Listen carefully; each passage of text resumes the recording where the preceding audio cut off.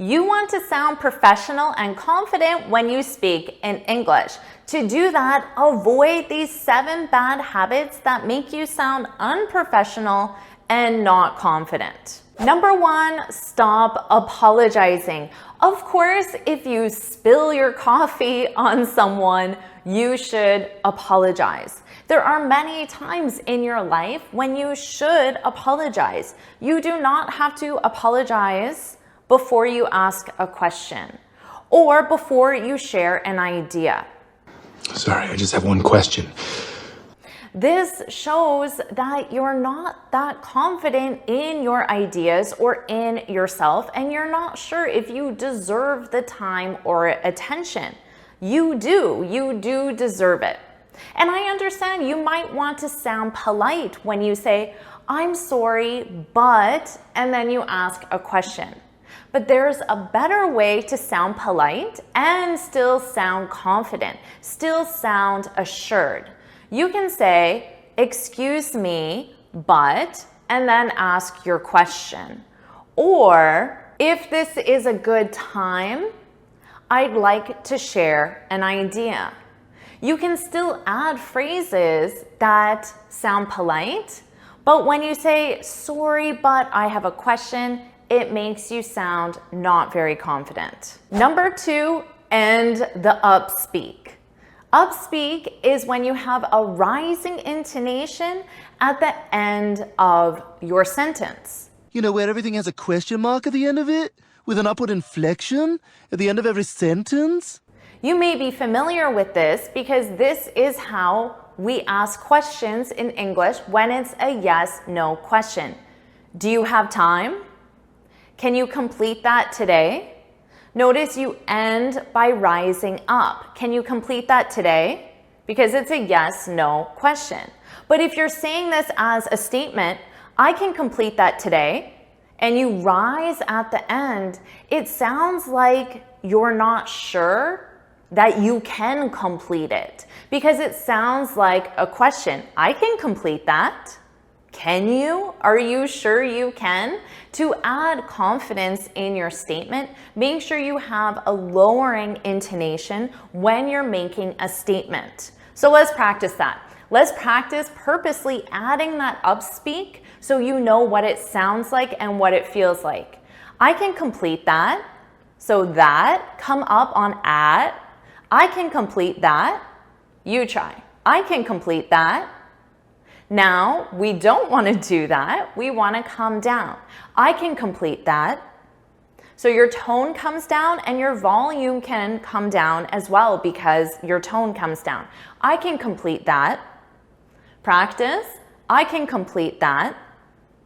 So you can practice this, record yourself, see if you are using upspeak at the end of sentences. Remember, you can do this at the end of questions, specifically yes/no questions, but for statements, you want a lowering intonation. Number 3, stop criticizing yourself. I'm sure you might not even see this as criticism, but when you make a statement like, "I'm not very good at public speaking," "I don't know how to use Excel," "I've never done that before," these you might think are just truths and you're telling the truth. But there's a time and a place to reveal this information, and sharing this with your boss, your colleagues, your clients is not the time or place. You can tell your friend, "I'm not very good at public speaking. I'm terrified of sharing my ideas in public." But this is not information that you want to reveal when you're in a professional situation. Because if you don't have confidence in your abilities, why would anybody else? So you have to first have confidence in yourself before other people will have confidence in you. So instead of saying, "I'm terrible at public speaking," simply say, "Although I haven't had a lot of experience public speaking, this is an area I'm committed to improving." So you can still acknowledge the truth in the situation, but turn it into a positive. I haven't used Excel in the past, but I'm confident I can learn it quickly. These are the types of statements you want to share in a professional situation, and of course, you can tell your friends, your family that you're in fact terrified of speaking in public. Number 4, keep qualifiers to a minimum.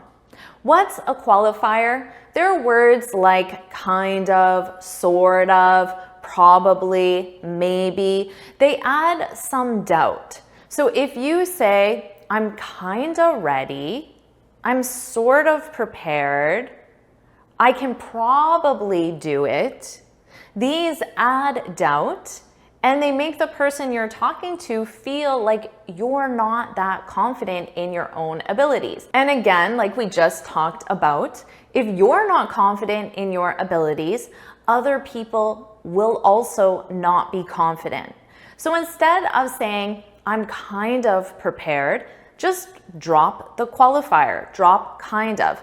I'm prepared, I'm well prepared, I spent the time preparing. Number 5, slow down. This one might be hard for you because there are a lot of videos, I have them myself, that teach you how to speak faster because native speakers speak fast. The thing is that in those videos, you're speaking fast by using connected speech. You're not necessarily increasing the pace, the speed that you're talking, but it sounds fast because you're connecting your speech and you're not adding pauses, which sounds unnatural. So that's the purpose of those videos. Don't confuse this with needing to increase your speed so you speak really, really fast. Because as a natural tendency of our body, when we are nervous, let's say you were in a situation, you were walking alone at night and you heard some noises and your heart starts racing and then you call someone to tell them, you'll probably speak faster than your normal speaking pace because when we're nervous, your speech increases. So if you're giving a presentation or you're in a job interview or you're sharing your ideas in a meeting and you're speaking really fast, first of all, it may be difficult for people to understand you, especially if you also speak with an accent. But second of all, it sounds like you're nervous, even though you might not be nervous at all. But speaking fast is a sign of nervousness. There are 2 things you can do to slow your pace. 1, you can add pauses. You can do this before introducing an important point to build suspense. You can also do this by shortening your sentences. So rather than having one sentence with 3 different pieces of information, you can share one idea, pause, share another idea, pause, and then share a final idea. Number 6, stop mumbling. When you mumble, it means you don't open your mouth wide enough for the sound to be fully produced. When someone mumbles, it's very difficult to understand them. And because they mumble, their volume is automatically quieter. So also, if you speak quietly, it's a sign that you're nervous and you lack confidence. But you might not be nervous. It's simply because you're mumbling. So right now, this is an example of mumbling. So notice my mouth isn't opening very wide.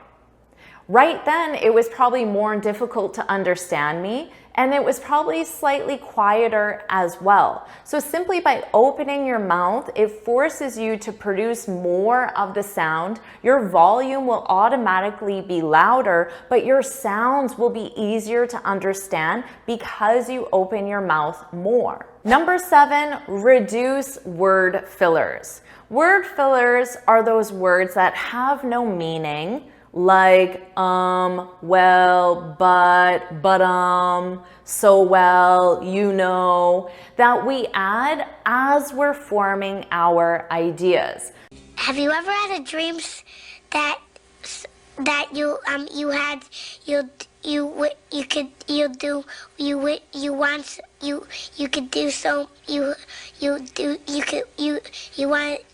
So you could be sharing your idea in a meeting and say, well, you know, if we finish the report by next Thursday, well, then the client, the client will be okay. So you added a lot of word fillers as you're thinking of your ideas. This is totally normal. Native speakers use many, many word fillers. You probably use them in your own language. They're actually very easy to reduce. Your goal isn't to eliminate them 100%. Simply aim to reduce them. And every month you can try to reduce them more and more until you use only 1 to 2 word fillers per idea. And you can do that simply by adding a silent pause. So as you're thinking of the information, you just vocalize that you're thinking. So we went to this restaurant called what's the name? So as you're thinking of the name of the restaurant, you're just verbalizing your thought. Instead, say, we went to this restaurant called, what's the name of that restaurant? Yes, it's called, and then you can eventually find the name. And sure, there will be pauses, but would you rather listen to 10 seconds of pausing or 10 seconds of You would rather listen to the pauses. So adding a silent pause is a very easy solution. The best advice I have for you is to record yourself speaking and look for these areas that you need to improve. Do you speak too quickly? Do you mumble? Do you use too many word fillers? Do you use Upspeak? And you can listen to yourself, and then you can identify which areas you need to improve and focus on improving one at a time. Now that you feel confident sharing your ideas, you need the vocabulary. Watch this lesson right now to fill your vocabulary.